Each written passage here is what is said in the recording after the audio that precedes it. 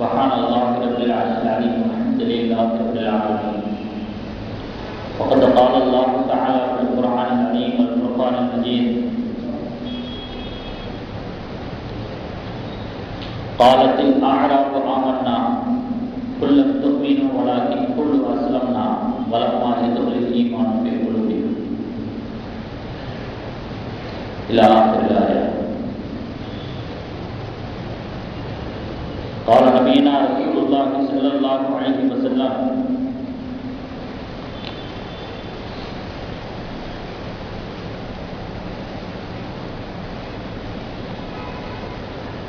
من صلى صلاتنا واستقبل قبلتنا وأكل ذبيحتنا فذلك المسلم الذي له ذمة الله وذمة رسوله فلا تغفر الله في ذمته أو كما قال عليه الصلاة والسلام. நிறையுடைய வாழ்வழித்து நடுநிலத்தை காப்பதற்கு மறையளித்த இறைவனுக்கே மாபெரும் புகழனைத்தும் சத்திய தூதராம் நபிகள் நாயகம் ஸல்லல்லாஹு அலைஹி வஸல்லம் அவர்களின் மீதும் அவர்களின் வழிவாழ்ந்த சத்திய சஹாபா பெருமக்கள் மீதும் நம் அனைத்து நல்லடியார்களின் மீதும் ஏக உள்ளவனின் சாந்தியும் சமாதானமும் என்றென்றும் நின்று நிலவட்டுமாக. கண்ணியத்திற்குரிய இஸ்லாமிய பெரியோர்களே, சகோதரர்களே,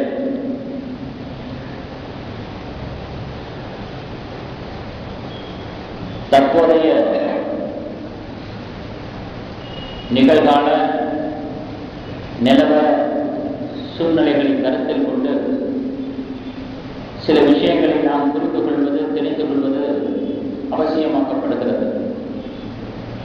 அந்த அடிப்படையிலே இன்று பரவலாக நம்முடைய செவிகளிலே பட்டுக் கொண்டிருக்கக்கூடிய விஷயம் மதமாற்றம் சம்பந்தமான ஒரு விஷயம்.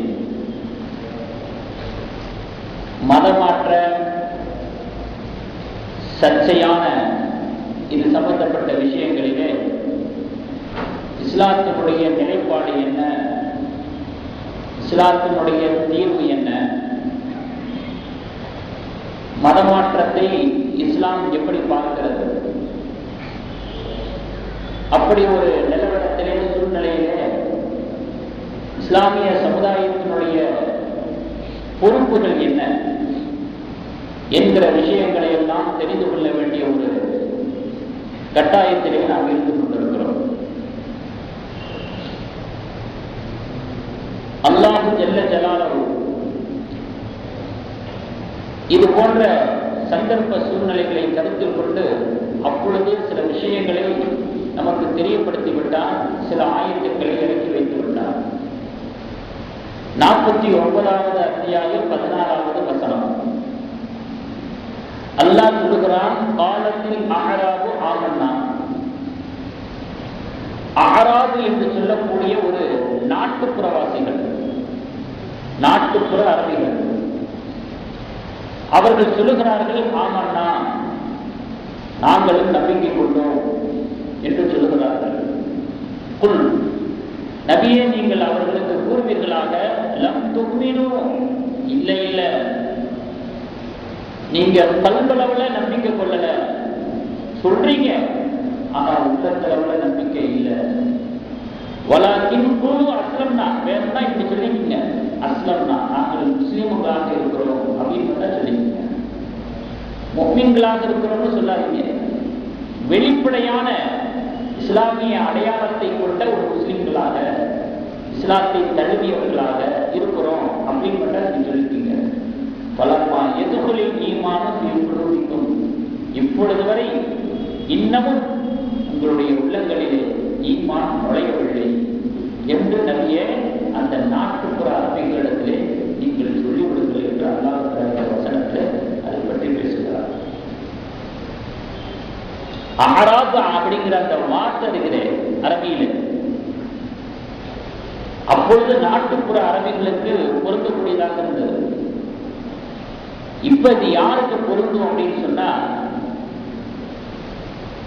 இப்ப உள்ளவங்களை யாரை அந்த வார்த்தை குறிக்கிறது அப்படின்னு சொன்னா,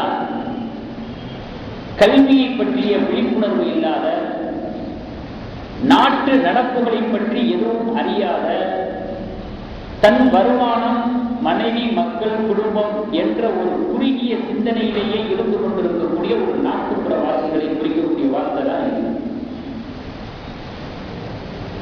அவர்களுக்கு எதை பற்றியும் கவலை இல்லை, தன்னை பற்றியும் தன் குடும்பத்தை பற்றி மட்டும்தான் கவலை. சுருக்கமா சொன்னா சேரி பகுதி வாழ் மக்கள், அவர்களுக்கு எந்த விதமான ஒரு விழிப்புணர்வு இருக்காது. அந்த காலத்துல வாழ்ந்த இது போன்றவர்களை குறிச்சுன்னு சொன்னா இந்த காலத்துல இது போன்றவர்களை குறிக்கக்கூடிய வார்த்தை தான் இந்த ஆறாவு அப்படிங்கிறது. இப்படிப்பட்ட மக்களை வைத்துத்தான் பந்தாடி கொண்டிருக்கிறார்கள், சில ஆட்டங்களை நடத்தி கொண்டிருக்கிறார்கள். நாம் பல செய்திகளிலே கேட்ட விஷயங்களும் இருக்கிறது. ஆக்ராவிலே மற்ற இடங்களிலே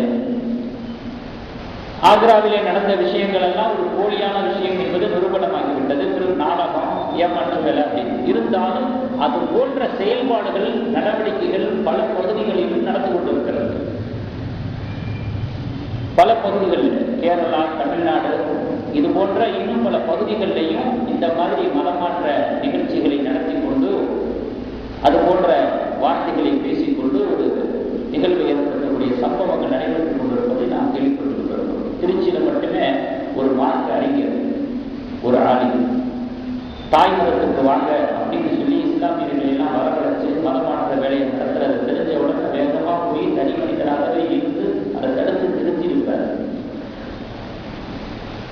ஆக இந்த மாதிரி தடுக்கக்கூடிய முயற்சிகளும் நடக்கக்கூடிய விஷயங்களும் நடந்து கொண்டிருக்கிறத நம்ம கண்கூடாக பார்த்து கொண்டிருக்கிறோம், கேள்விப்பட்டுக் கொண்டிருக்கிறோம்.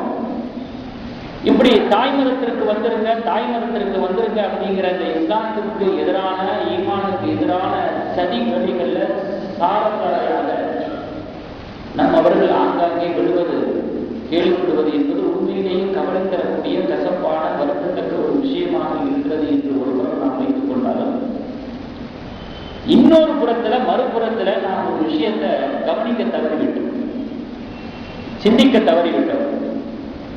என்ன அப்படின்னு சொன்னா, ஒரு ஆதார் அட்டைக்காக, ஒரு ரேஷன் கார்டுக்காக இந்த இஸ்லாத்தை விடக்கூடிய மக்களும் நம்முடைய சமுதாயத்தில் இருக்கிறாங்களாங்கிறத இப்பதான் நமக்கு விஷயம் தெரிய வருது. இந்த அளவுக்கு ஈமான் பலவீனப்பட்டு போன மக்கள் நம்முடைய சமுதாயத்தில் இருந்து கொண்டிருக்கிறார்கள் என்பது வெளியே வர ஆரம்பிக்கிறது. இது கவலையான விஷயம் இல்லையா? இது அவர்களுடைய செயல்பாடுகள், அவர்களுடைய நடவடிக்கைகள் அது ஒரு புறம் இருக்கட்டும், மறுபுறம் நாம் பொறுப்பு ரீதியாக சிந்திக்க கடமைப்பட்டிருப்பது என்னவென்று சொன்னால், அற்ப சொற்ப காரணங்களுக்காக ஈமானை வெளி பேசக்கூடிய, அதற்கு வெளி போகக்கூடிய ஒரு பலவீனப்பட்ட ஒரு நிலையில, ஈமான் பலகீனமடைந்த ஒரு நிலையிலையும் நம்முடைய சமுதாயத்தில் முஸ்லிம்கள் இருக்கிறார்கள் என்பது கவலையான விஷயம் இல்லையா? அப்ப அவர்களுடைய உள்ளத்தை திடகாந்தப்படுத்துவதற்கு நாம் தவறிவிட்டோம். அதற்கான முயற்சிகளில் ஈடுபடுவது, களம் இறங்குவது, அவர்களுடைய அடிப்படை தேவைகள் என்ன என்பதை அறிந்து கொள்வது, அறிந்து அதை நிவர்த்தி செய்வது, இது விஷயத்திலே நாம் சோர்ந்து கிடக்கிறோம் என்பதும் இதன் மூலமாக தெரியவில்லையா? அடிப்படை வசதிகள், அடிப்படை தேவைகள் எல்லாம் நசுக்கப்பட்ட ஒரு நிலையிலே தான் இப்படிப்பட்ட ஒரு சூழ்நிலைக்கு அவர்கள் தள்ளப்படுகிறார்கள். அப்படி ஒரு சூழ்நிலை நபிகள் நாயகம் ஸல்லல்லாஹு அலைஹி வஸல்லம் அவருடைய காலத்திலேயும் இருந்தது, இன்றைய காலத்திலேயும் இருந்து கொண்டிருக்கிறது. அப்போ நமக்கு தார்மீக பொறுப்பு ரீதியாக சிந்தனை என்ன கிளப்பி விடப்படுகிறது என்று சொன்னால், இப்படி ஒரு நிலை வருகிற பொழுது அவர்கள் இஸ்லாத்தை விட்டுவிடக்கூடிய ஒரு எண்ணம் கூட அவர்களுடைய உள்ளத்தில் வந்துவிடக் கூடாது என்பதற்காக வேண்டி அவர்களை பற்றிய தேவாவைகளை தெரிந்து கொண்டு அதை நிவர்த்தி செய்வதற்கான வேலைகளிலும் நாம் ஈடுபட வேண்டும். அது சம்பந்தப்பட்ட பொறுப்புதாரிகளின் மீது கடமையான ஒரு விஷயமாக இருக்கிறது என்பதையும் இந்த விஷயத்தில் இதன் மூலமாக நாம் தெரிய கடமைப்பட்டிருக்கிறோம். எல்லோரின் மீதும் கடமையான ஒரு விஷயம் தான். யாரும் யாரையும் சுட்டி காட்டிவிட்டு ஒதுங்கிவிட முடியாது. உலமாக்களின் மீது கடமை. ஏனென்றால் அவர்கள் தான் உந்து சக்தி. எந்த ஒரு காரியமும் சக்சஸ் ஆகணும், முன்னேற்றமாகணும், வளர்ச்சி அடையணும், வெற்றி ஆகணும் அப்படின்னு சொன்னா அவர்களுடைய உசுப்பேற்றுதல் அபாரமானது. அதிலேதான் இந்த நாளை சுதந்திரம் அடைந்தது. அதை யாரும் மறுத்துவிட முடியாது. ஒரு உந்து சக்தியாக இருப்பவர்கள் உலமாக்கள். இயக்கங்களாக இருக்கக்கூடியவர்கள், களம் இறங்கி போராடக்கூடியவர்கள்,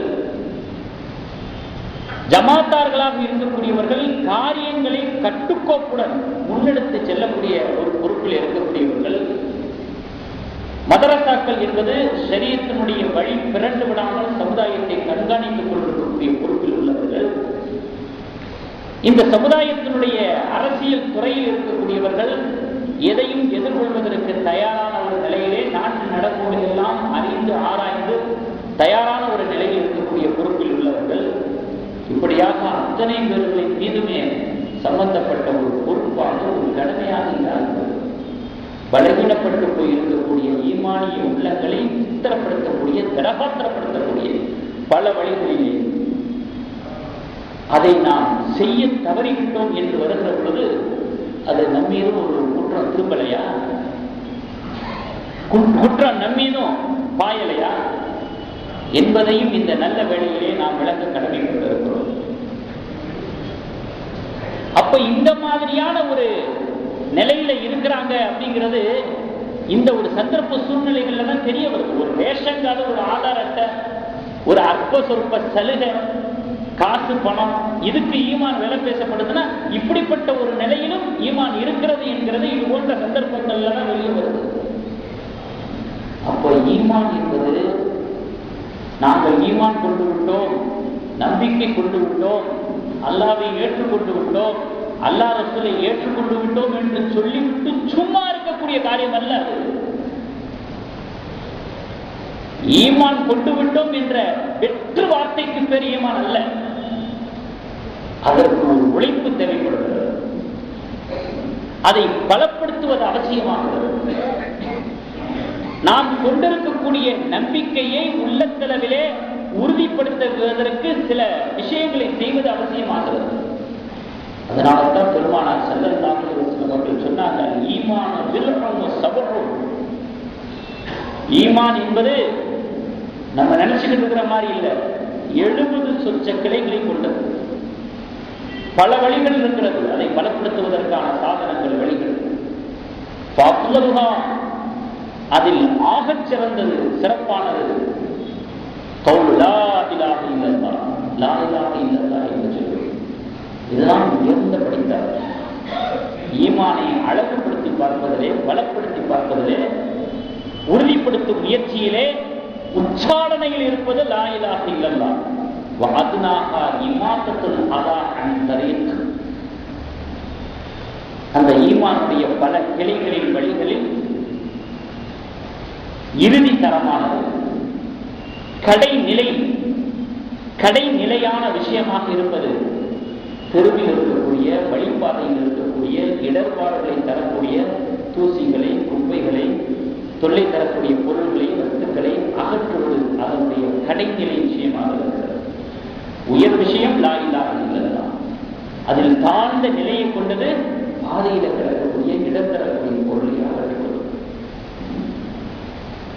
களிமா சொல்றதிலிருந்து மக்களுக்கு இடையூறு தரக்கூடிய கழிவுகளை அகற்றுகிறவரை ஈமான் சம்பந்தப்படுகிறது. வாயில போட்டு மெண்டு கொடுக்கிற சமாச்சாரம் இல்லை. வெற்று வாய்க்கு அவள் கிடைச்ச மாதிரி இந்த சமாச்சாரம் இல்லை. ஈமானுக்கு வேலை கொடுக்கணும், ஈமான் மீது உழைப்பு செய்யணும். சாதாரண விஷயம் இல்லை. இல்லைன்னா இந்த ஆதார் கட்டைக்கு, ரேஷன் கடைக்கு பிச்சுக்கிட்டு போயிடும். எதுவரைக்கும் நபி ஸல்லல்லாஹு அலைஹி வஸல்லம் அவர்கள் கொண்டு வந்திருக்கிறாங்க பாருங்க. தெருவில் இருக்கிற இடையூறு தரக்கூடிய பொருளை அகற்றுங்கிறாங்க. சராசரி மனிதன் என்ன செய்வான்?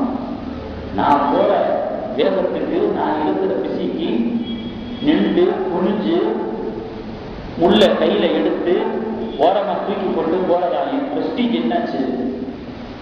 என் அந்தஸ்து என்னாச்சு? இந்த வேலையை நான் செய்யறதா? என்னப்பானா மனுஷன் ஏன் அது ஈமானோட சம்பந்தப்படுறாங்க, உள்ளத்தோட ஏன் சம்பந்தப்படுத்தி சொல்றாங்க? அப்படி நினைக்க கூடாது.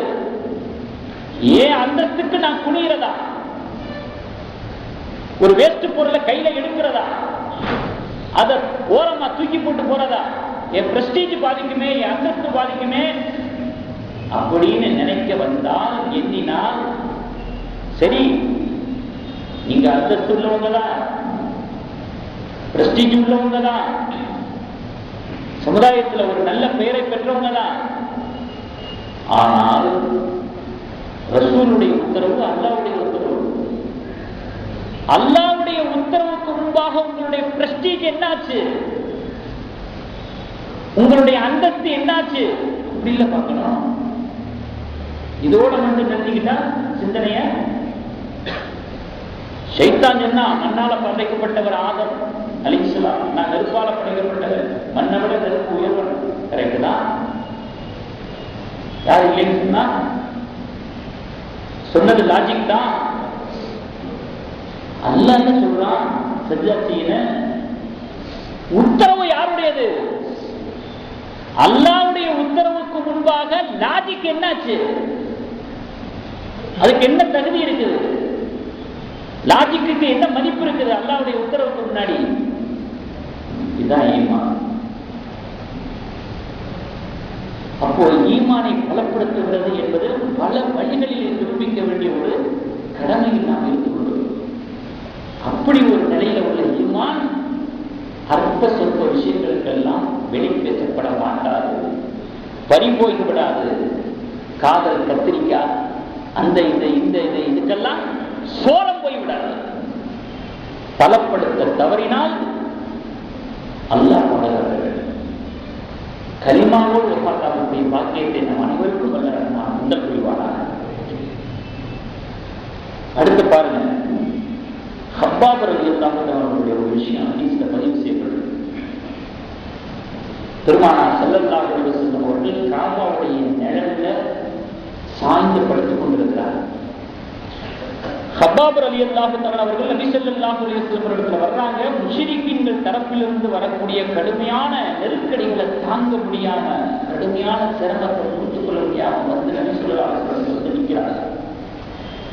என்ன சொல்றாங்க, யா ரசூலல்லாஹ், அல்லாஹ்வுடைய தூதரே, அலா ததுஉ அல்லாஹ் லனா, எங்களுக்காக நீங்க அல்லாஹ்விடத்தில் துஆ செய்ய மாட்டீங்களா?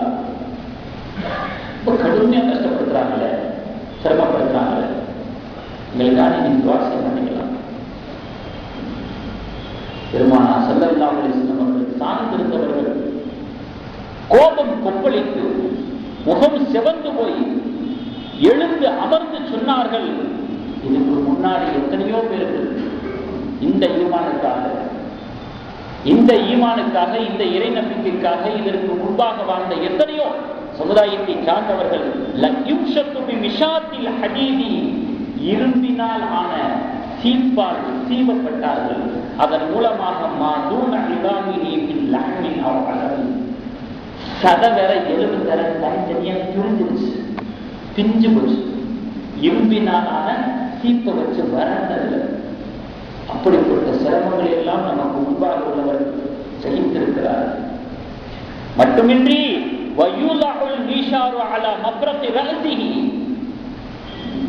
அவர்களுடைய உச்சந்தலையில, தலையினுடைய நடு பகுதியில ரம்பம் வச்சு அவர்களுடைய தலை இரண்டாக பிளக்கப்பட்டுச்சு. அப்படி ஒரு சூழ்நிலையும் கூட இந்த கொடுமைகள், வேதனைகள், கஷ்டங்கள், சிரமங்கள் எல்லாம், துயரங்கள் எல்லாம் அவர்களுடைய மார்க்கத்தை விட்டும் அவர்களை திருப்பி விடவில்லை. இப்படிப்பட்ட சிரமங்களை எல்லாம் முன்னாடி உள்ளவங்க சகிச்சுட்டு இருக்கிறாங்க என்பதாக பெருமானார் ஸல்லல்லாஹு அலைஹி வஸல்லம் அவர்கள் ஹப்பாப் ரலியல்லாஹு அன்ஹு சொன்னாங்க. எனக்கு என்ன அப்படி கேட்டுட்டாங்க? ஹப்பாப் ரலியல்லாஹு ஒன்றும் சொல்லல, துஆ செய்யுங்கன்னு தான் சொன்னாங்க. அதுக்கு பெருமானார் ஸல்லல்லாஹு அலைஹி வஸல்லம் அவர்கள் இவ்வளவு விஷயங்களை சொல்றாங்க. அப்போ அவர்களுடைய ஈமானுக்கெல்லாம் எவ்வளவு பெரிய சோதனை வந்துச்சு, நெருக்கடி வந்துச்சு. நமக்கு வரக்கூடிய சோதனை எல்லாம் ஒரு சோதனையா? சோதனைன்னு நம்ம தான் சொல்லிக்கிட்டு இருக்கிறோம். அது சோதனையினுடைய இந்த சேருமா என்னங்கிறது தெரியல. அப்ப எந்த அளவுக்கு நாம் நம்முடைய ஈமானை பாதுகாத்துக் கொள்வதற்கும் பலப்படுத்திக் கொள்வதற்கும் தயார் நிலையில் இருக்கக்கூடிய கடமையில் இருக்கிறோம் என்பதை விளங்கிக் கொள்ள வேண்டும் என்பதற்காக இந்த ஹதீஸினுடைய கவனத்துக்கு கொண்டு வரப்படுகிறது. ஏனென்று சொன்னால், நான் ஆரம்பத்தில் சொன்னது மாதிரி பக்கா முஸ்லிம்கள், பிரச்சனையே இல்லை. அவர்களுக்கு எந்த அச்சுறுத்தலும் சவாலாக இருக்காது. அந்த அளவுக்கு நல்ல பலம் பெற்ற ஈமான் உள்ளவர்கள். இன்னொரு குரூப் யாரு? நான் ஆரம்பத்தில் சொன்ன மாதிரி ஆறாவது என்று சொல்லக்கூடிய சேரி கொண்டு வர மக்கள். உள்ளத்தளவுல ஈமான் போகவே இல்லை. வெளிப்படையில பார்த்தா தொப்பி போட்டுருக்கிறாங்க, ரசூலுல்லாஹ்ங்கறாங்க, குர்ஆன்ங்கறாங்க, முஸ்லிம் பேர் வச்சிருக்கிறாங்க, கத்ரா பண்றாங்க. இவர்களுடைய நிலைப்பாடுதான் இது போன்ற சமயங்களிலே கொண்டாடப்படுகிறது, கேள்விக்குறியாக்கப்படுகிறது. இவர்களுடைய ஈமானை பலப்படுத்துவதற்கான கடமை இந்த சமுதாய பொறுப்புதாரிகளின் மீது இருக்கிறது என்பதை இதன் மூலமாக நமக்கு கவனத்திற்கு கொள்வார்கள். நாட்டுப்புற மக்கள் இன்னொரு வகையினர்கள் இருக்கிறாங்க, அதை பத்தி அல்லாஹ் பேசுறான். இதா ஜாஅக்கல் முனாஃபிகூன, நபியே நயவஞ்சகர்கள் உம்மிடத்திலே வந்தால், காலு அவர்கள் சொல்லுகிறார்கள், நஷ்ஹது இன்னக லரசூலுல்லாஹ், நீங்கள் அல்லாஹ்வுடைய தூதர் தான் என்று நாங்கள் சாட்சி கொடுக்கிறோம் அப்படின்னு உங்களுக்கு முன்னாடி வந்தா சொல்றாங்க. வல்லாஹு யஷ்ஹது இன்னக லரசூலு, அல்லாஹ் அறிவான், இவங்க சொல்லித்தான் அல்லாஹ்வுடைய ரசூல் அவங்க அப்படிங்கிறது தெரியணும் இருக்கிறது இல்லை. அல்லாஹ் அறிவான், நீங்க அல்லாஹ்வுடைய ரசூல் தான், அல்லாஹ் அறிவான். வல்லாஹு யஷ்ஹது இன்னல் முனாஃபிகீன லகாதிபூன், நிச்சயமாக நயவஞ்சகர்கள் பொய்யரைக்கக்கூடியவர்களாக இருக்கிறார்கள் என்பதாக அல்லாஹ் சாட்சி சொல்கிறார் என்று அல்லாஹ்விடத்தில் அந்த ஆயத்தை இறக்கி வச்சிருக்கிறார். இப்படிப்பட்ட குழுவில் இருக்கிறவங்களே கொஞ்சம் டேஞ்சரான ஆளுங்க. உள்ளத்துல குப்புரை மறைச்சு வச்சுக்கிட்டு இஸ்லாத்துக்கு எதிரான சிந்தனைகளை எல்லாம் உள்ளத்துல மறைச்சு வச்சுக்கிட்டு வெளியில இஸ்லாமிய வேஷம் போடக்கூடிய சந்தர்ப்பவாத முஸ்லிம். வெளிப்படையில தோற்றத்திலையும் பேச்சிலையும் எல்லா இஸ்லாமியர்களாக இருக்கும், ஆனா உள்ளத்துல குப்புர் குடிகொண்டிருக்கும். இப்படிப்பட்டவர்களால் தான் இஸ்லாமியர்களுக்கு கெட்ட பெயர் ஏற்படுகிறது, இஸ்லாத்தின் மீது அபாண்டம் சுமத்தப்படுகிறது, இஸ்லாத்தின் மீது கலங்கம் ஏற்படுத்துவதற்கான முயற்சிகள் இலகுவாக நடைபெறுகிறது. இந்த நயவஞ்சகர்கள் பற்றி எல்லாம் சொல்லுவாங்க. இது ஒரு குழு, அவங்க வேற இவங்க வேற, ரெண்டுக்கும் வித்தியாசம் இருக்குது. அவர்கள் நாட்டுப்புற மக்கள் இருக்கிறாங்களே, எதை பற்றிய விழிப்புணர்வுமே இல்லாம தான் ஒன்று வேலை ஒன்று இருக்கிறாங்களே, வெளிப்படையில் இஸ்லாமியர்களாக இருப்பாங்க, உள்ளத்துல ஈமான்னா என்னன்னே தெரியாது. இவர்களுக்கு தான் ஆசாபாசிகளை காட்டினா, அச்சுறுத்தல்களை ஏற்படுத்தினா மார்க்கத்தை விட்டு போயிடுவாங்க. ஆனா இந்த நயவஞ்சகர்கள் இருக்கிறாங்களே, இஸ்லாத்துக்கு எதிரான விஷயத்தை உள்ளத்துல மறைச்சு வச்சிருக்கிறவங்க, வெளிப்படையில் பார்த்தா இஸ்லாமியர்களாக இருப்பாங்க. இவர்களை பற்றிய ஒரு எச்சரிக்கையும் அல்லாஹ்விட்டால அப்பொழுதே ஆயத்தை இறக்கி நமக்கு எடுத்துக்காட்டு. இலகாது இஸ்லாம் பல அல்லாஹ்க்கு மாற்றிவிட்டது. உள்ளத்திலே உள்ள ஒன்றுக்கு எதிராக இஸ்லாமிய வேடம் போன்றது. இவர்களை கண்டிச்சு கூட அல்லாஹ் ஒரு ஆயத்தை இருக்கிறான். இன்ன முனாஃபிகீன யுகாதிஊனல்லாஹ், இந்த முனாஃபிகீன்கள் நயவஞ்சகர்கள் அல்லாஹ்வுக்கு துரோகம் செய்கிறார்கள். வஹுவ காதிஊன், ஆனா அல்லாஹ் தான் அவர்களுக்கு வஞ்சனை செய்கிறான். அல்லாஹ் அவர்களுக்கு துரோகம் செய்யக்கூடியவனாக இருக்கிறார். இவங்களால அல்லாஹ் எந்த துரோகமும் செய்ய முடியாது என்று அல்லாஹ்வுத்தாலா 4வது அத்தியாயம் 142வது வசனத்துல சொல்லி காட்டுகிறார். ஆக கண்ணியமிக்கவர்களே, இப்பொழுது நாம் தெரியக்கூடிய விஷயம் என்னவென்று சொன்னால், நம்முடைய பொறுப்பை குறுகிய கண்ணோட்டத்தோடு நாம் பார்க்கக்கூடாது. நம்முடைய ஈமானை ஏனாதானோ என்று விளக்கக்கூடாது. நம்முடைய ஈமானுக்கு சில பொறுப்புகள் இருக்கிறது, சில கடமைகள் இருக்கிறது. அதை செய்ய தவறு பட்சத்திலே அது நம்முடைய ஈமானுக்கும் ஆபத்தாக ஆகிவிடுகிறது. நம் சமுதாயத்தைச் சேர்ந்த பிற சகோதரர்களுடைய ஈமானுக்கும் ஆபத்தாக ஆகி போய்விடுகிறது. கட்டாய மதமாற்ற தடை சட்டம் பேசுறாங்களே, இது ஏற்கனவே இந்திய சட்டத்திலேயும் இஸ்லாமிய சட்டத்திலேயும் இருக்கக்கூடிய விஷயம் தான், இது அமுல்ல இருக்கக்கூடிய விஷயம் தான். இது கட்டாய மதமாற்ற தடை சட்டம் கூடாது என்பது எல்லாருக்கும் தெரிஞ்ச ஒரு விஷயம் தான், சட்டத்தில் இருக்கிற விஷயம் தான். இதை காட்டிக்கொண்டு ஏன் விளம்பரம் தேடணும், ஏன் பயமுறுத்தாட்டணும், ஏன் அதை பற்றிய பேச்சு எடுக்கணும்? அதுல பல விதமான சதி வேலைகள் சம்பந்தப்பட்டது. இஸ்லாமிய சட்டத்துல மதமாற்ற தடை சட்டம் ஏற்கனவே நபி ஸல்லல்லாஹு அலைஹி வஸல்லம் காலத்திலிருந்தே உத்தரவு பிறப்பிக்கப்பட்டது. ஹுசைனி என்பவர் நபி ஸல்லல்லாஹு அலைஹி வஸல்லம் வந்து சொல்றாங்க, அல்லாஹ்வுடைய தூதரே, நான் முஸ்லீமா இருக்கிறேன், என்னுடைய 2 பிள்ளைங்க நஸ்ரானியத்தில் இருக்கிறாங்க, கிறிஸ்தவ மதத்தில் இருக்கிறாங்க. அலா அஸ்தக்ரிஹுமா, அவ்விருவரையும் நான் நிர்பந்திக்கட்டுமா? பைன்னகுமா கத அபயா இல்ல நஸ்ரானியத்தை, கிறிஸ்தவ மதத்தை தவிர வேற எந்த மதத்தையும் ஏற்றுக்கொள்ள மாட்டேன் அப்படின்னு பிடிவாதமா இருக்கிற என் 2 பிள்ளைகளையும் நான் பலவந்தப்படுத்தட்டுமா? ஹுசைனி என்பவர் நபி ஸல்லல்லாஹு அலைஹி வஸல்லம் கேட்கிறாங்க. அப்பதான் அல்லாஹ் ஆயத்தை இறக்குறான், லா இக்ராஹ ஃபித்தீன், மார்க்கத்துல நிர்பந்தம் கிடையாது. அப்போ கட்டாய மத மாற்றம் என்பது தகப்பனுக்கே உரிமை இல்லை. அப்படி இஸ்லாம் சொல்லி வச்சிருக்குது. மற்றவங்களுக்கு எப்படி வந்துடும் அந்த உரிமை? ஒருத்தரை கட்டாயப்படுத்தி மார்க்கத்துல கொண்டு வரக்கூடாதுங்கிறது பெத்த தகப்பனுக்கு அந்த ரைட்ஸ் இல்லை. மற்றவனுக்கு எப்படி அந்த ரைட்ஸ் வந்துடும்? அப்படி சொல்லி வச்சிருக்குது இஸ்லாம். அடுத்த ஒரு செய்தி பாருங்க. அந்த காலத்துல குழந்தை வயிற்றுல தங்கலைன்னு வச்சுங்களேன், அல்லது ஒரு வழியா குழந்தை பிறந்துட்டா கூட ரொம்ப நாளைக்கு வாழாது, இறந்து போயிடும். இப்படிப்பட்ட பெண்கள் இருப்பாங்க.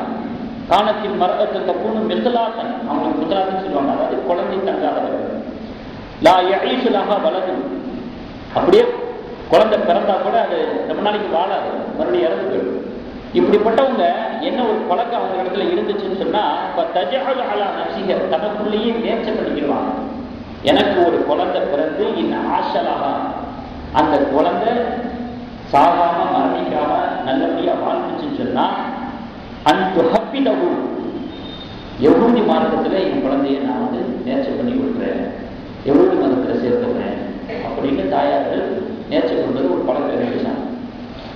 அந்த அடிப்படையில் எத்தனையோ மதீனாவில் இருக்கக்கூடிய அன்சாரிகளுடைய குழந்தைகள் எல்லாம் யஹூதி மார்க்கத்தில் இருந்தது.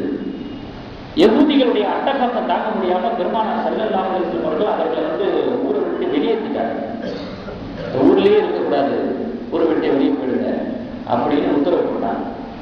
அப்போ இந்த அன்சாரி சஹாபாக்கள் எல்லாம் எங்க பிள்ளைகள்லாம் இங்க இருக்குது இல்லை, அவர்களோட எங்க பிள்ளைகளை நாங்கள் விட மாட்டோம், எங்க பிள்ளைகளை நாங்கள் அழைச்சிடுவோம் அப்படின்னு சொல்லும் பொழுது அப்பையும் இந்த ஆயத்தை கிடைக்குது. எப்ப நேர்ச்சை பண்ணி விட்டுட்டீங்களோ அவங்களுக்கு முழு உரிமை இருக்குது. அது விஷயத்தில் அவர்கள் சுதந்திரம் உள்ளவர்களாக இருக்கிறாங்க. கட்டாயப்படுத்தி நீங்க இழுக்க முடியாது. அவர்களுடைய விருப்பம் இல்லாம நீங்க எந்த ஒரு காரியத்தையும் செய்ய முடியாது என்று அந்த கட்டாய மாற்றம் என்பதை அங்கேயும் இஸ்லாம் என்ன செய்கிறது, தடை செய்யுது. அப்போ பெற்றோர்கள் நினைச்சா கூட அது முடியாது. கட்டாயப்படுத்த மத விஷயத்துல, மார்க்கத்தை தேர்வு செய்யக்கூடிய விஷயத்துல பெற்றோர்களுக்கு கூட தடை கிடையாதுன்னு சொல்லி வச்சிருக்கிறது இஸ்லாம். கட்டாய மதமாற்றங்கிறது அறவே இஸ்லாத்துல இல்லாத ஒரு விஷயம். அபூ தாலிப் அவர்களுக்கு மரண நேரம் நெருங்குது. பெருமானார் ஸல்லல்லாஹு அலைஹி வஸல்லம் சிறிய தந்தை. அந்த சமயத்துல போறாங்க நபி ஸல்லல்லாஹு அலைஹி வஸல்லம் அவர்கள், கலிமா சொல்லுங்க. அங்க ஏற்கனவே இவங்க போறதுக்கு முன்னாடியே அபூ ஜஹலும் அப்துல்லா இப்னு அபீ உமையாவும் இருக்கிறாங்க, இஸ்லாமிய எதிரிகள் 2 பேர். இப்ப நபி ஸல்லல்லாஹு அலைஹி வஸல்லம் அவர்கள் அவங்கள்ட்ட போய் சொல்றாங்க, லா இலாஹ இல்லல்லாஹ்னு சொல்லுங்க, வஹாஜ்லக பிஹா இன்தல்லாஹ், அல்லாஹ்விடத்துல மறுமையில அந்த ஒரு கலிமாவை வச்சு நான் வாதாடுறேன் நான் சொல்றேன் சொல்லி எவ்வளவோ சொல்றாங்க. பக்கத்துல இருந்துகிட்டு இந்த 2 பேரும் அத்தரகபு அன் இல்லத்தி அப்துல் முத்தலிபுடைய தாய் மதத்தை விட்டு நீங்க போகிறீங்களா சொல்றாங்க. 2 சொல்லிடாதீங்க 2 பேரும் சொல்லிக்கிட்டு இருக்கிறாங்க. நபி ஸல்லல்லாஹு அதை கண்டுக்கல. லா இலாஹ இல்லல்லாஹ் சொல்லுங்க சொல்லிக்கிட்டே இருக்கிறாங்க. கடைசி வரைக்கும் அபூ தாலிப் லா இலாஹ இல்லல்லாஹ் கலிமா சொல்லவே இல்லை, சொல்லாமே இறந்து போயிட்டாங்க. அல்லாஹ் ஆயத்தை இறக்குறான், இன்னக லா தஹ்தீ மன் அஹ்பப்த, நபியே நீங்கள் விரும்பியவர்களை எல்லாம் ஹிதாயத் கொடுத்து விட முடியாது. வலாக்கின் அல்லாஹ் யஹ்தீ மன் யஷா, அல்லாஹ் யாருக்கு நாடுகிறானோ அவருக்கு தான் ஹிதாயத் கிடைக்கும், அவரைத்தான் அல்லாஹ் தான் நேர்வழியில் கொண்டு வருவான். 9வது அத்தியாயம் 113வது வசனம். தன்னுடைய சிறிய தந்தை தானே என்பதற்காக வேண்டி நபி ஸல்லல்லாஹு அலைஹி வஸல்லம் அவர்கள் மிரட்டல அல்லது வேறு மாதிரியான ஒரு நிர்பந்தத்திற்கான ஒரு அடையாளத்தை விடல, அறிகுறிய விடல, கடைசி வரைக்கும் கெஞ்சிக்கிட்டு இருந்தாங்க. இங்கே கட்டாயம் என்கிற பேச்சுக்கு இடம். இப்படித்தான் எல்லா சம்பவங்களும் ஹதீஸ்களும். அதே போல நபி ஸல்லல்லாஹு அலைஹி வஸல்லம் அவர்களிடத்துல ஒரு யஹூதி மதத்தை சேர்ந்த ஒரு சிறுவர் வேலை செய்யக்கூடியவராக இருந்தார். யஹ்திமு நபி ஸல்லல்லாஹு அலைஹி வஸல்லம் பணிவிடை செய்யக்கூடியவராக இருந்தார். இப்ப மறியல ஒரு தடவை அவருக்கு நோய் ஏற்பட்டுச்சு. பார்த்தாலும் நபி ஸல்லல்லாஹு அலைஹி வஸல்லம் எவ்வளவு நோய் விசாரிப்பதற்காக வேண்டி அந்த சிறுவர் இருந்தவராக நபி ஸல்லல்லாஹு அலைஹி வஸல்லம் அவருடைய தலைமாட்டுக்கு பக்கத்தில் உட்காராங்க. இந்த பண்பு என்னைக்காவது நமக்கு வந்திருக்கிறார். எவ்வளவு பெரிய உயரிய தலைவர் பெருமானார் ஸல்லல்லாஹு அலைஹி வஸல்லம் சாதாரண தன்னிடத்துல வேலை செய்யக்கூடிய சிறுவனை தேடி வீட்டுக்கு வர்றாங்க. அவனுக்கு நோய்வாய்ப்பட்டுச்சுன்னு கேள்விப்பட்ட உடனே சிறுவனுடைய வீடு தேடி வந்து தலைமாட்டுக்கு பக்கத்துல வந்து உட்கார்றாங்க. எவ்வளவு பணிக்கு பாரு. அந்த ஒரு பண்பினுடைய சிந்தனை நமக்கு என்றைக்காவது ஏற்பட்டு விட்டா பக்கத்துல வந்து உட்கார்ந்துட்டு பகாலர்கள் அந்த சிறுவனுக்கு நடிச்சுக்காட்டு சொல்றாங்க, அஸ்லீம் இஸ்லாத்தை தழுவிடு. நல்லறையிலா அபீஹி வகு அணிந்தது. அவர் அந்த பையனுக்கு பக்கத்துல தகப்பனார் இருக்கிறதுனால தகப்பனாருடைய முகத்தை பையன் பார்க்கிறான். இஸ்லாத்தை தழுவுன்னு சொல்றாங்க, என்ன பண்றது தெரியலையே அப்பா அப்படின்னு தன்னுடைய தகப்பனாரை பார்க்கிறார். பகாலர்கள் அவருடைய தகப்பனார் பையனை பார்த்து சொல்றாரு, அவனை பார்த்து சொல்றாரு, அதே அபுல் காசிம் அவன் சொல்றது கேளு. பெருமானார் ஸல்லல்லாஹு அலைஹி வஸல்லம் அபுல் காசிம் என்பதாக சொல்லுவாங்க, காசிமுடைய தந்தை. அவங்க சொல்றதை கேளு, அவங்க எது சொன்னாலும் அவங்க நல்லதுக்கு தான் சொல்லுவாங்க, அவங்க சொல்றது கேளு அப்படின்னு தகப்பனாருடைய தரப்புல இருந்து அனுமதி வாக்கி வருகிறது. இஸ்லாத்தை தழுவிதான் பையன்.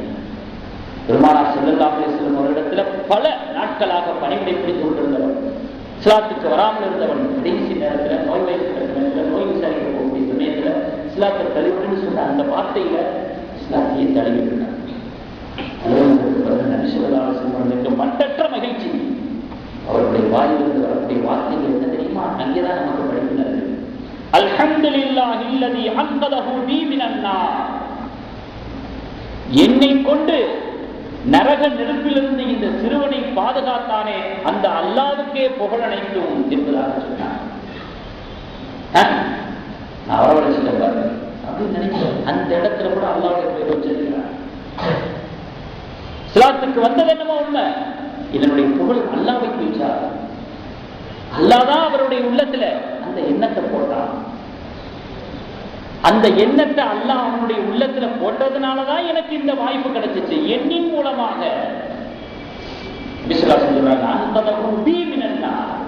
என் மூலமாக நரக நெருப்பிலிருந்து அவனை அல்லாஹ் பாதுகாத்தானே அந்த அல்லாஹ்வுக்கே புகழ். நான் ஒரு காரணம், அதிலே நான் ஈடுபட்டிருப்பது அவனை பொறுத்தவரை நான் ஒரு சாதனம். ஆனால் இதனுடைய பெருமை, இதனுடைய புகழ் அல்லாஹ்வுக்கே சார், அந்த அல்லாஹ்வுக்கே புகழ் என்று பெருமானார் ஸல்லல்லாஹு அலைஹி வஸல்லம் அவர்கள் எவ்வளவு ஆழமான கருத்துக்களை கொண்ட ஒரு அடக்கமான ஒரு வார்த்தையை சொல்லிவிட்டு சென்றிருக்கிறார். இப்படியாக ஈமான் அவர்களுடைய உள்ளத்திலே புகுந்துவிட வேண்டும் என்பதிலே கண்ணும் கருத்துமாக இருந்து பெருமானார் ஸல்லல்லாஹு அலைஹி வஸல்லம் ஈடுபட்டார். அதற்கான சுதந்திரத்தை வழங்கினார்கள். யாரையும் கட்டாயப்பட்டவர்கள் சுதந்திரம். எந்த வேலை செய்யறவே சொல்றதை கேட்க மாட்டேங்கிற நீ அப்படிங்கிற வார்த்தையெல்லாம் வரல.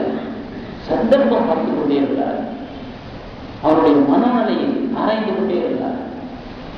எந்த சமயத்திலும் எந்த சூழ்நிலையிலும் அல்லாஹ் நாடினால் அவன் வந்து விடுவான் என்ற எதிர்பார்ப்பில் இருந்தார்.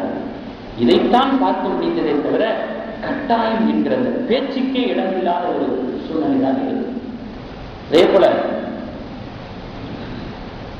இந்தாங்கிற பெண்மணியை பத்தி நீங்க பயானில் அடிக்கடி கேள்விப்பட்டிருப்பீங்க. பிறகு இஸ்லாத்துக்கு வந்துட்டாங்க கூட. இஸ்லாத்துக்கு வந்ததற்கு முன்னால அன்சாருடைய ஈரக்குறைய கடிச்சு தின்ற பெண்மணி. அவ்வளவு ஆக்ரோஷமான, ரொம்ப கோபமான, அதிரடியான, புரட்டு சுபாவம் கொண்டவர்கள். அவங்க சொல்றாங்க, நபி ஸல்லல்லாஹு அலைஹி வஸல்லம் பார்த்தியா சொல்லலாம், இந்த பூமிக்கு மேல வசிக்கக்கூடியவர்கள் உங்க குடும்பத்தார்களை கேவலப்படுத்துறதுல நான் அடையக்கூடிய சந்தோஷம் மாதிரி வேற சந்தோஷம் எதுவுமே இல்லை. அப்படி இருந்துச்சு இஸ்லாத்தை தழுவுறதுக்கு முன்னாடி. ஆனா இப்ப இஸ்லாத்தை தழுவுனதுக்கு பிறகு நான் சொல்றேன், உங்களுடைய குடும்பத்தார்களை கண்ணியப்படுத்துறது, உங்களுடைய குடும்பத்தார்களை சிறப்புப்படுத்துறது எனக்கு கிடைக்கக்கூடிய மகிழ்ச்சி மாதிரி சொல்றேன். எந்த மகிழ்ச்சி எனக்கு கிடையாது அப்படின்னு இந்தாங்க திருமணி சொல்லும்போது நபி ஸல்லல்லாஹு அலைஹி வஸல்லம் சொல்றாங்க, இன்னும் சொல்லுது. ஏதாவது ஒரு விஷயம் இன்னும் கொஞ்சம் பேச, வேற ஏதாவது சொல்ல வேண்டியிருக்கா அப்படின்னு கேட்கிறாங்க. அப்போ அந்த அம்மையார் சொல்றாங்க, வல்லதி நப்சு முஹம்மதின் பியதி, முஹம்மது உடைய உயிர் யாருடைய கைவசம் இருக்கிறது அந்த அல்லாஹ்வின் மீது ஆணையாக அப்படின்னு சொல்லிட்டு ஒரு மசாயை கேட்கிறாங்க. யார சொல்லலாம், இன்ன அபா சுஃபியான் ரஜுலும் மிஸ்ஸீகுன், என் கணவர் கொஞ்சம் கை இறுக்கமான ஆளு, கஞ்சம், இப்படிப்பட்ட ஆளா இருக்கிறாரு. பகல் அலைய அரஜு நான் ஒற்றை மமிழ். இப்படி ஒரு சூழ்நிலையில அவருக்கு தெரியாம எனக்கு தேவையான செலவுக்கு நான் பணம் எடுத்துக்கலாமா?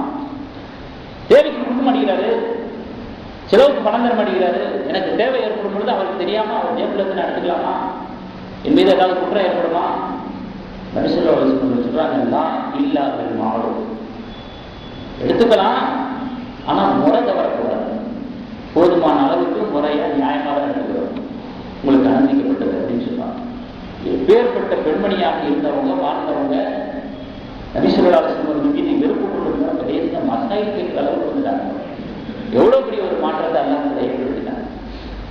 ஆக இப்படிப்பட்ட ஒரு அல்லாஹ் ஏற்படுத்திய மாற்றங்களின் மூலமாகத்தான் வந்திருக்கிறதை தவிர, ஈமான் வளர்ந்திருக்கிறதை தவிர, இஸ்லாம் வளர்ந்திருக்கிறதை தவிர மனிதர்களுடைய தரப்பிலிருந்து எந்த விதமான கட்டாய மாற்றம் என்கிற ஒரு முனைப்பு வரலாற்றிலேயே கிடையாது. இடத்துல ஒருத்தர் வேலை செஞ்சார், இஸ்பக் என்பவர். அடிக்கடி போலங்களை சொல்லிக்கிட்டே இருந்தாங்க, இஸ்லாம் இப்படிப்பட்டது, ஈமான் இப்படிப்பட்டது, அல்ல இப்படிப்பட்டது. அவரே சொல்றாங்க, காண எழைந்து அலையில் இஸ்லாம், இஸ்லாத்தை அடிக்கடி இடத்துல எடுத்து சொல்பவர்களாக உமர் அவர்கள் இருந்தாங்க. அவங்களுக்கு கீழே வேலை செய்யக்கூடியவனாக அடிமையாக நான் இருந்தேன். அப்போ ஒரு தடவை சொன்னாங்க, யா இஸ்பக் லவ் அஸ்லம் தல்ல அஸ்தஆனுபிக அலா பாலி உம்முல் முஸ்லிமீன். எதுக்கு இஸ்லாத்துக்கு வந்துட்டீங்கன்னா முஸ்லிம்கள் சம்பந்தப்பட்ட காரியங்களை உங்களை ஒப்படைக்கலாம்னு நான் ஆசைப்படுறேன். அதன் மூலமாக உன்னிடத்திலிருந்து நான் உதவி பெற வேண்டும் என்று ஆசைப்படுகிறேன். ஜக்காத் சம்பந்தமான விஷயங்கள்லாம் அந்த முஸ்லிம்கள் தான் அதில் ஈடுபட்டு இந்த கணக்கெல்லாம் பார்க்க முடியும். அது போன்ற காரியங்கள்ல உன்னை ஈடுபடுத்தலாம் என்று நான் ஆசைப்படுகிறேன். அதன் மூலமாக உன்னிடத்தில் உதவி பெற ஆசைப்படுகிறேன். அதனால தான் உன்னை இஸ்லாத்தை தருவதுகிறேன் அப்படின்னு தான் உமரத்தில் சொன்னாங்களே தவிர, அவங்க எவ்வளவு பெரிய ஒரு உமரத்தில் அவர்கள் மிகப்பெரிய ஒரு பொருட்கள் உள்ளவங்க, கலிஃபா உள்ளவங்க. மிரட்டலையே, அதட்டலையே, உருட்டலையே பணிவாகத்தான் கேட்டாங்க, அடக்கமாகத்தானே கேட்டாங்க. இப்படியாக நிறைய உதாரணங்களை நான் பார்க்க முடியும். ஆக மதமாற்றம் என்பது அவர்களுடைய பார்வையிலே எண்ணிக்கையை அதிகப்படுத்துவது. மதமாற்றம் என்பது நம்முடைய பார்வையில மனமாற்றம் தான் முக்கியம். மனமாற்றம் என்பது எண்ணிக்கையை அழகுபடுத்துவது. எண்ணிக்கையை அதிகப்படுத்துறது நமக்கு தேவையில்லை, எண்ணிக்கையை அழகுபடுத்துறது தான் நமக்கு தேவை. அதைத்தான் இஸ்லாம் கேட்கிறது, இஸ்லாம் வலியுறுத்துகிறது, வரவேற்கிறது. அல்லாஹ்வுல ஒரு ஆயத்துல சொல்றான், யா அய்யுஹர் ரசூல் நபியே லா யஹ்சுன்கல்லதீன யுஸாரிஊன ஃபில் குஃப்ரி மினல்லதீன காலு ஆமன்னா பி அஃவாஹிஹிம். தங்களுடைய வாயளவிலே ஈமான் கொண்டு விட்டோம் என்று சொல்கிறார்களே, சொல்லிவிட்டு குஃப்ரின் பக்கம் விரைகிறார்களே, அவர்களுடைய விஷயம் உங்களை கவலைப்படுத்தி விட வேண்டாம். வலம் துக்மினு குலூபுஹும், அவர்களுடைய உள்ளமோ ஈமான் கொள்ளாதிருக்க வாயளவில் ஈமான் கொண்டுட்டு அவர்கள் குஃப்ரின் பக்கம் விரைந்து கொண்டிருக்கக்கூடிய செயல்பாடுகளும் நடவடிக்கைகளும் உங்களை கவலைப்படுத்தி விட வேண்டாம். அப்ப எல்லாம் நடந்ததா நடக்காததா இப்ப நடந்துற போச்சு. எல்லாம் பார்த்த சமுதாயம் தான் இது, புதுசா ஒன்னத்தையும் பார்க்கல. எப்பவே அல்லாஹ் சொல்லி வச்சுட்டான் பாருங்க. இன்னொரு ஆயத்தில் அல்லாஹ் சொல்றான், மக்கள்ல இப்படியும் சில பேர் இருக்கிறாங்க, அல்லாஹ்வை வணங்குகிறோம் என்கிற பேர்ல ஒரு ஓரத்துல, அல்லாஹ்வை வணங்குகிறோம் என்கிற பேர்ல ஒரு ஓரத்துல இருக்கிறாங்க. எப்படிப்பட்ட ஓரம்? ஏதாவது அவங்களுக்கு நல்ல விஷயம் நடந்துச்சுன்னா, நல்ல விஷயம் கிடைச்சிச்சுன்னா இத்துமான நம்பிக்கை அதை கொண்டு அவர்கள் திருப்தி கொள்வார்கள். அவர்களுக்கு ஏதாவது சோதனை வந்துருச்சுன்னு சொன்னா உடனே பிறண்டு விடுவார்கள், பல்டி அடிச்சிருவாங்க, தன் முகத்தின் மீது பிறண்டு விடுவார்கள். சாதகமான சூழல்கள் வருகிற பொழுதெல்லாம் திருப்தி கொள்வார்கள், மகிழ்ச்சி அடைவார்கள். தனக்கு எதிரான சோதனைகள் வருகிற பொழுது, சவால்கள் வருகிற பொழுது, அச்சுறுத்தல்கள் வருகிற பொழுது அவர்களுடைய ஈமான் வண்டி அடிக்க ஆரம்பிச்சிடும், பிறண்டு விடுவார்கள். இப்படிப்பட்ட மக்களும் அல்லாஹ்வை தான் வணங்கி கொண்டிருப்பதாக சொல்லிக்கொண்டு ஒரு ஓரத்தில் மதில் மேல் கூடி சொல்லுவாங்கல்ல, அந்த மாதிரி ஒரு நிலையில் இருக்கிறவங்க மக்கள் இருக்கிறாங்க. அப்படின்னு அல்லாஹ் சொல்லக்கூடிய இந்த விஷயங்களை தான் நம்முடைய உள்ளத்தை வதைக்கிறது. அல்லாஹ் அப்படிப்பட்ட ஒரு நிலையில எங்களுடைய ஈமானை ஆக்கிவிடாது. எங்களுடைய ஈமான் உறுதியானதாக இருக்க வேண்டும். எத்தகைய சந்தர்ப்பங்களையும் எத்தகைய சூழ்நிலைகளையும் எதிர்கொள்ளக்கூடிய ஒரு திராணி பெற்ற ஒரு உறுதியான ஈமானை எங்களுடைய உள்ளத்திலே கொடுத்துவிடு. எங்களுடைய குடும்பத்தினர்களுக்கும் தந்துவிடு, எங்களுடைய சந்ததிகளுக்கும் தந்துவிடு என்று அல்லாஹ்வுக்கு அதிகமாக துஆ செய்ய கடமைப்பட்டிருப்பது போது பலவீனமான ஈமானை கொண்டிருக்கக்கூடியவர்களுடைய உள்ளங்களை நோக்கி நாம் படையெடுக்க வேண்டும். அவர்களுடைய உள்ளத்தை பலப்படுத்துவதற்காக, ஈமானை ஸ்ட்ராங்படுத்துவதற்காக. அப்படிப்பட்ட தார்மீக பொறுப்பு சமுதாய பொறுப்புதாரிகளின் மீது இருக்கிறது என்கிற ஒரு விஷயத்தை இந்த ஆயத்த ஹதீஸ் நமக்கு நினைவூட்டுகிறது. அப்படிப்பட்ட களப்பணிகளில் ஈடுபடக்கூடிய பாக்கியத்தை, அதோடு நம்முடைய ஈமானையும் சரி செய்யக்கூடிய ஒரு பாக்கியத்தை வல்ல ரஹ்மான்